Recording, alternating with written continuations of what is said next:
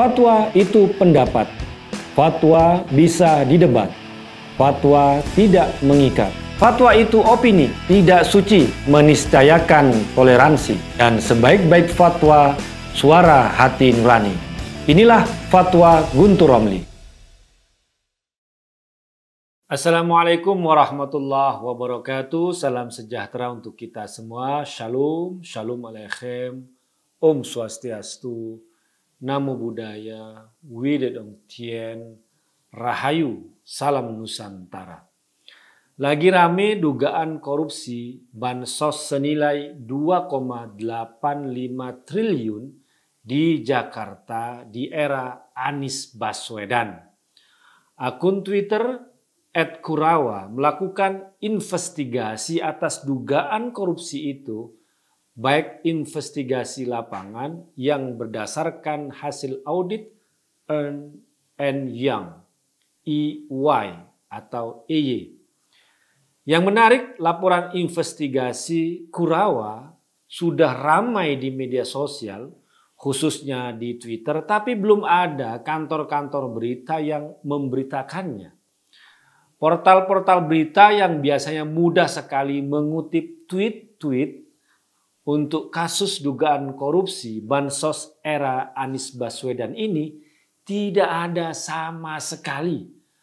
Apakah ada operasi oleh tangan-tangan tersembunyi agar hasil investigasi itu tidak ramai di pemberitaan? Wallahu a'lam.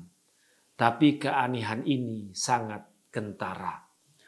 Akun Twitter Kurawa selama ini memang dikenal dengan laporan investigatifnya melalui rangkaian tweet atau utas yang ia sebut sebagai sinetweet. Akun Kurawa juga bukan akun anonim.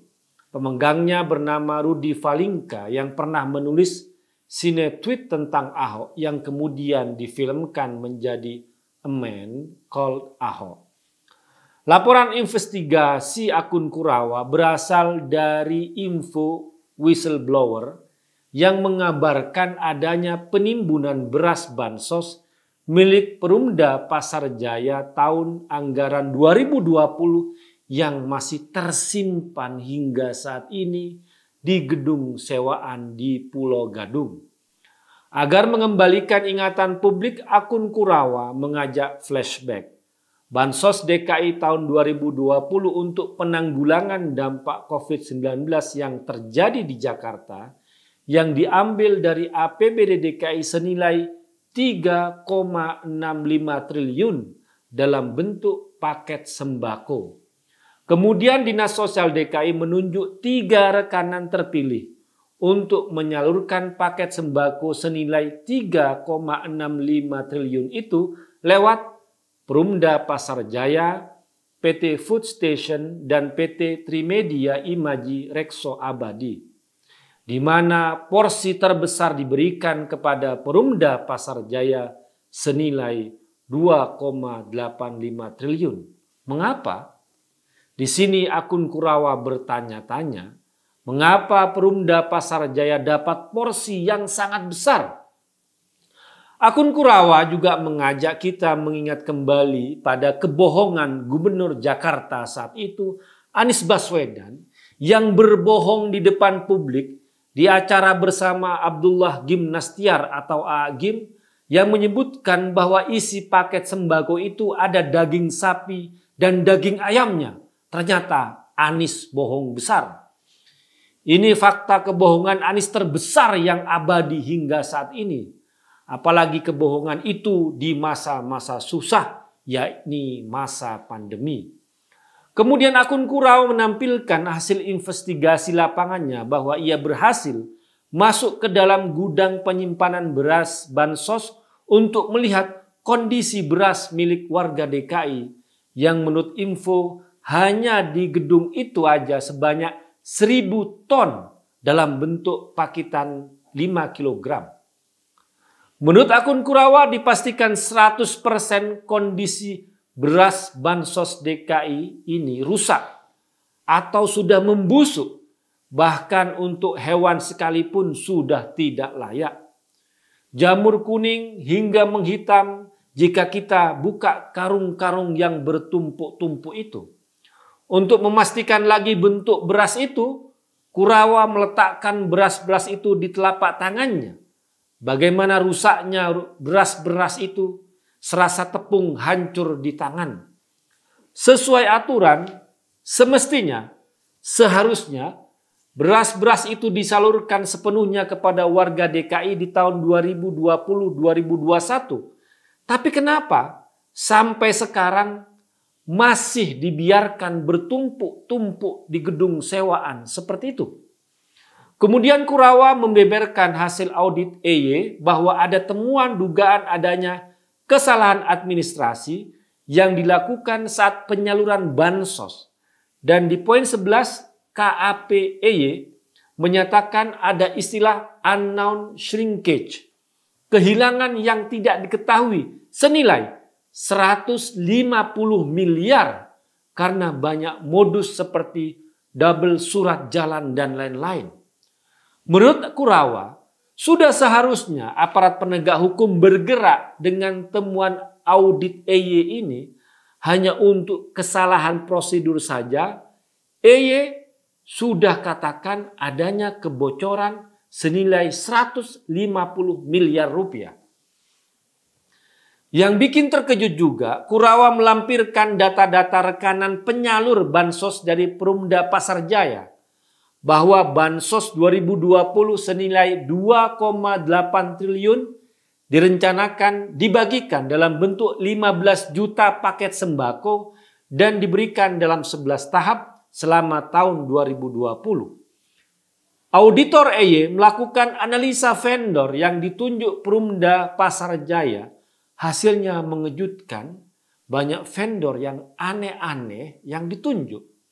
Ada nama PT Marbarihala yang menurut data yang dilampirkan dapat jatah 700.000 paket untuk bansos ketiga, 150.000 paket untuk bansos keempat, 100.000 paket untuk bansos kelima, dan 200.000 paket untuk bansos keenam. Siapa ini PT Marbarihala? Kalau kita Google, PT Marbarihala ini adalah pemilik mobil Alphard putih yang dipakai untuk menjemput Rizik setelah keluar dari penjara tanggal 20 Juli 2022. Sebagaimana penelusuran Detikcom, mobil itu memakai plat B3YUS. Kalau kita cari PT Marbarihala di Google, kemudian muncul nama PT Marba Wisata Indonesia.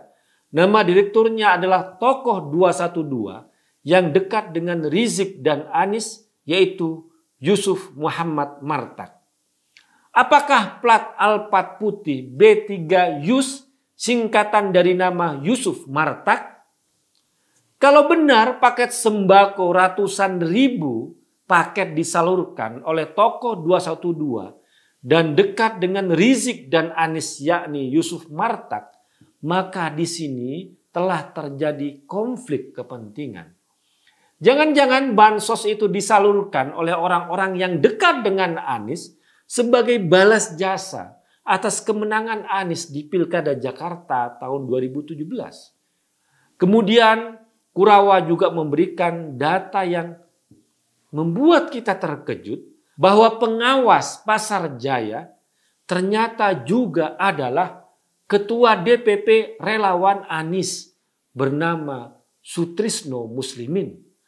Hal ini semakin menunjukkan soal kasus bansos daerah Anies tidak hanya ada soal dugaan korupsi, tapi juga soal konflik kepentingan. Kita tunggu apakah kasus ini akan ditindak oleh penegak hukum atau seperti kasus Formula E yang masih mengendap, yang tidak jelas perkembangannya hingga saat ini.